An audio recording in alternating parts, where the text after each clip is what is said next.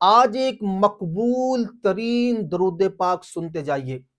ایسا درود پاک جو اللہ کے نبی کی بارگاہ میں آپ کی حاضری لگوا دے گا، آپ کو حضور کی بارگاہ میں مقبول بنا دے گا، حضور کا منظور نظر بنا دے گا، حضور کی رحمت کا آپ کو حقدار بنا دے گا، اور اللہ اور اس کے رسول کے قرب خاص میں لے جائے گا، جس کو پڑھنے سے نہ دنیا کی پریشانی رہے گی، نہ آخرت کی تنگیاں رہیں گی، نہ قبر میں اندھیرا رہے گا، نہ وحشت رہے گی۔ ایسا درود پاک جو حضور صلی اللہ علیہ وسلم کی بارگاہ میں ایسا مقبول ہوتا ہے کہ وہ انسان حضور کی بارگاہ میں مقبول ہو جاتا ہے، اللہ کی بارگاہ میں مقبول ہو جاتا ہے۔ وہ درود پاک آج سنیے، پڑھیے،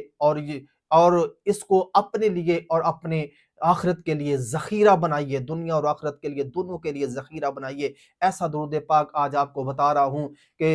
ایک بہت بڑے بزرگ ہوئے ہیں، ابو الفضل قومانی رحمۃ اللہ علیہ۔ وہ کہتے ہیں کہ میرے پاس ایک آدمی آیا کہ جس نے آ کر مجھے بتایا کہ میں روضہ رسول پر حاضر تھا، کو مجھے خواب میں آقا کریم علیہ الصلوۃ والسلام کی زیارت ہوئی، اور فرمایا کہ جب تم ہمدان میں جاؤ تو ابو الفضل قومانی سے میرا سلام کہنا۔ اتنی بڑی بات جب اس آدمی نے سنی تو کہنے لگا، میں نے عرض کی یا رسول اللہ،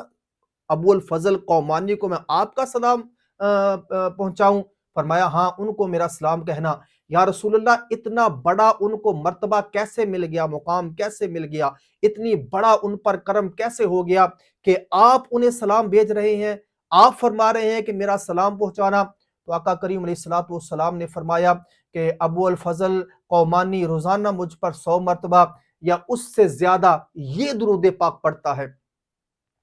جو میں آپ کو بتانے والا ہوں، اور یہی وجہ ہے اس درود پاک کے طفیل وہ ہماری بارگاہ میں اتنا مقبول ہو گیا ہے۔ وہ درود پاک سنیے، پڑھیے، ہمارے لیے بھی دعا کیجئے، اپنے لیے بھی دعا کیجئے، انشاءاللہ نہ دنیا میں کمی رہے گی، نہ آخرت کی کمی رہے گی۔ اللہم صلی علی محمد النبی الامی